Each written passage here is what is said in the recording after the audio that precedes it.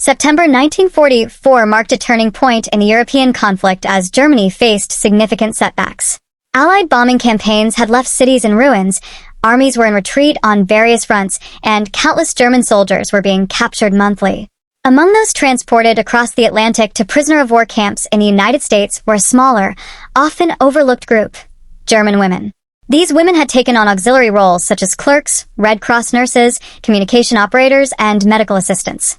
Having been steeped in Nazi ideology from a young age, many feared that being captured by Americans would result in humiliation, violence, or even death.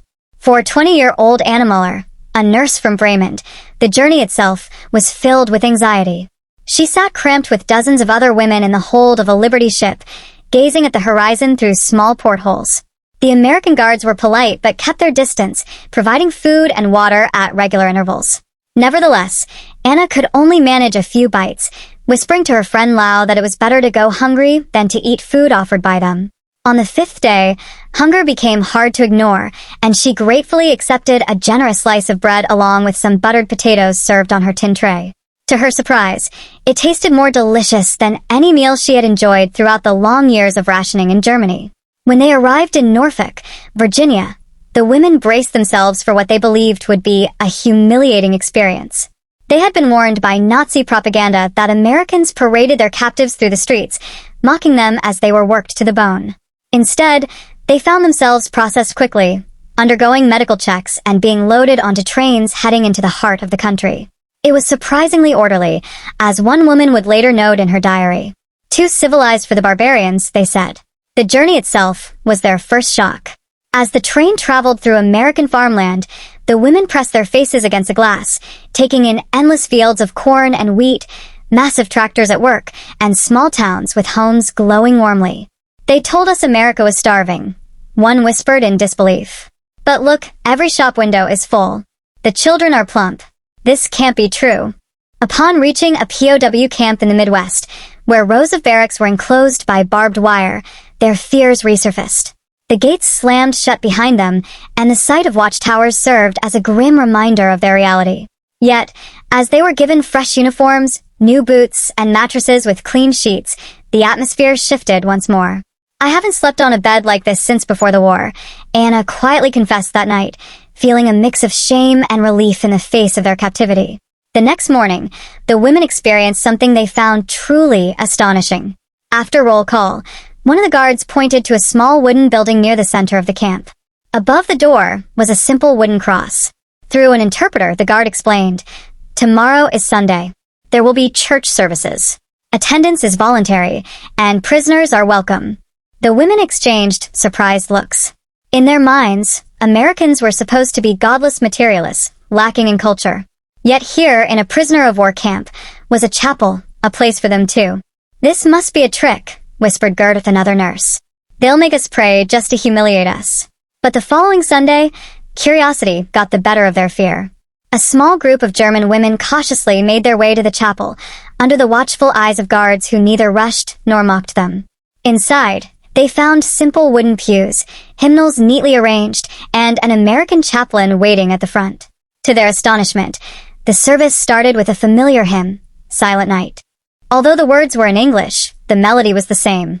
Anna felt her heart swell as she softly mouthed the German lyrics, while the Americans sang along in their language. It was the first moment since their capture that she felt something warm and comforting. After the service, the chaplain approached them, saying gently through the interpreter, "You are welcome here. We pray not as enemies, but as fellow children of God." His words resonated deeply with the women, who had braced for condemnation but instead felt embraced as sisters in faith. Back in their barracks, a lively debate kicked off. Some women thought it was all just a trick to mess with their loyalty, but others, like Anna, couldn't forget that powerful hymn. "I sang," she murmured. "For a moment, it felt like we weren't prisoners anymore." The impact of the chapel experience hung around for the whole week. When Sunday rolled around again, more women showed up for services, filling almost half the pews. The chaplain welcomed them warmly and even let them pick a hymn in German. One woman timidly suggested a Maria, and to everyone's surprise, the Americans went along with it. Soon, voices in both languages filled the space under the wooden beams. For the German women, This was more confusing than any extra food or clean sheets. There was no propaganda that could explain how enemies could sing their songs, pray to their God, and treat them like fellow believers instead of captives. One diary entry from that autumn described the confusion perfectly. We were told America lacked spirit, just machines and material goods. But here, in captivity, I found faith again. They prayed with us, not against us. By the end of October 1944, the camp's chapel had turned into a place of quiet change. Not all the German women attended. Some were stubborn, refusing to accept what they called enemy tricks. But for many others, this experience planted the seeds of doubt about everything they'd been taught. If America was supposed to be godless, why was their chaplain treating them with respect? If Americans were supposed to be monsters, why did they invite them to pray? The stage was set for bigger changes to come, as moments of faith, compassion, and shared humanity broke through the walls of propaganda and changed lives forever. By November 1944, things were looking grim for Germany as the war in Europe plunged into its darkest days. Reports trickled into the camps about Allied armies on the Western Front and Soviet forces pushing from the east. For the women trapped behind the barbed wire, it only meant one thing. Their homeland was falling apart. Yet inside the camp, life went on in a routine that felt increasingly surreal. Roll calls, work assignments, meals served efficiently, but without cruelty. The shock of attending Sunday services still echoed in their talks. Some women clung to Nazi beliefs, insisting it was all a ploy. It's a trick. They're just trying to weaken us. But others like Anna couldn't shake the sense of peace she found every time she walked into the chapel. As Advent approached, the chaplain shared that they would hold a special Christmas service, and all prisoners were invited. The Americans, he said, are planning something special. Carols, candles, and even a feast. The German women whispered among themselves that night, "Is this really happening?" Back home, their families were dealing with bombing raids and hunger, while here in captivity, their enemies were offering them Christmas. On Christmas Eve, December 24th, 1944, snow coated the ground outside the camp. The chapel, glowing with lantern light, was warm and inviting. When the German women stepped inside, they were taken aback by how it was decorated with pine garlands, paper stars, and flickering candles along the windowsills. Up front stood not just the American chaplain, but also a small choir of U.S. soldiers ready to sing. The service kicked off with English hymns, then the chaplain raised his hand and said through the interpreter, "Tonight, we will also sing in German." He gestured for the prisoners to lead. There was a moment of stunned silence, then a German nurse nervously started singing. Her voice shook at first, but soon others joined in. To their surprise, the Americans chimed in with their voices in English, blending together in a beautiful harmony. The sound filled the wooden chapel, rising into the rafters until it was hard to tell who was German and who was American. Tears streamed down Anna's face as she realized she was singing Silent Night with her supposed enemies, feeling a deep connection through faith. After the service, the Germans were invited to the mess hall. To their shock, the long tables were filled with roasted turkey, ham, bread, butter, and pies. Red Cross parcels held treats they'd almost forgotten about: chocolate, coffee, even cigarettes. The women sat quietly, emotions swirling in gratitude, shame, and disbelief. Gerda, who usually stood her ground, murmured, "How is it that we prisoners get to eat like this while our families at home are starving?" The question lingered heavily in the air. One American guard, seeing their hesitation, gently said, "This meal isn't meant to mock you. It's Christmas. Tonight we're not enemies, just people." The German women ate slowly, feeling almost guilty as if enjoying the feast was a betrayal of their homeland. But they couldn't deny the warmth spreading through them. In a wartime prison camp during World War II, the atmosphere shifted dramatically thanks to a Christmas service that became a beacon of hope and transformation. Women who had previously vowed never to enter the American chapel were led to reconsider their beliefs. The acts of kindness and warmth from their supposed enemies shattered the propaganda they had blindly accepted. For many, the notion of faith being shared rather than ridiculed was revolutionary. As attendance at Sunday services increased, the messages of forgiveness and reconciliation delivered by the chaplain struck a deep chord, resonating in ways that transcended mere words. One woman, Lau, confided in Anna, expressing her confusion over the kindness they received. If these Americans could celebrate their traditions with them and share meals on Christmas, how could they be the cruel monsters they were made out to be? As they opened their eyes to the truth, they began to see the widening cracks in the ideological walls that had confined them. By January 1945, winter had set in, blanketing the barracks of the camp with snow. Yet amidst this harshness, the German women felt a strange restlessness. The joy of Christmas collided with the harsh reality of their families suffering back home.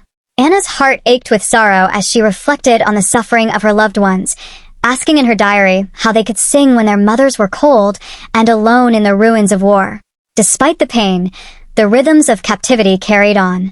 Days filled with roll calls and work duties were punctuated by the small joys brought by occasional Red Cross parcels and the Sunday gatherings in the chapel.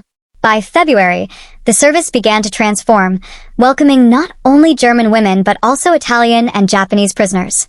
What started as an American-led service evolved into a vibrant community of faith that transcended national lines. Chaplain Captain William Harris observed this change with care. The once skeptical women were no longer tense and suspicious, but sat attentively, engaging in meaningful discussions through the interpreter. Questions arose about American prayers for enemies and the concept of forgiveness that seemed so foreign to them. Harris's answers, simple yet radical, carried a profound truth. While hatred ends wars, forgiveness prevents them from starting anew.